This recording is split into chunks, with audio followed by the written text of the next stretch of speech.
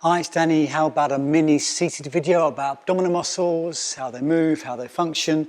Please join in. Let's bring the pubic bone and chest bone closer together by slumping. Let's rise up and stretch those areas. Come to a middle point. Rock your pelvis. That's abdominal muscles supporting the glutes. Let's drop the chest. Just have to relax the muscles here to naturally flex the spine. Let's rise to tone, to lengthen. You can push your feet, you can push your pelvis, you can push your hands. Pause, feel quite tractioned, quite toned. We did this with a pole routine. You might have seen that video. Relax again, pass neutral, slump, hang out for a minute. Relax here, easy. Push down, feet, pelvis, hands, push, traction.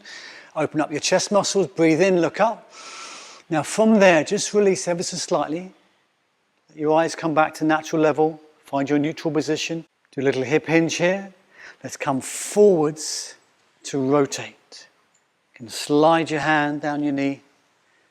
Nice basic Aston patterning warm-ups from Judith Aston's philosophy and embodiment of movement.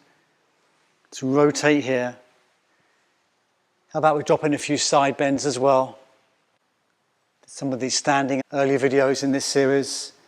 Let's laterally flex the spine with these obliques, supporting this. Let's come back into the center, one more. Relax, hang out, pause, breathe in and out. Now rock your pelvis forward, push your feet, push your hands, breathe in, come up. Get really stretched to release your pelvis, release your body, release your ribs, relax shoulders, eyes at eye level. And with a few movements, you've got a nice postural tone, nice integrity without effort.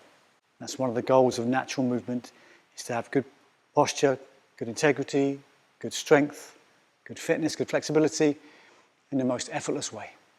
Okay, thanks for joining in today.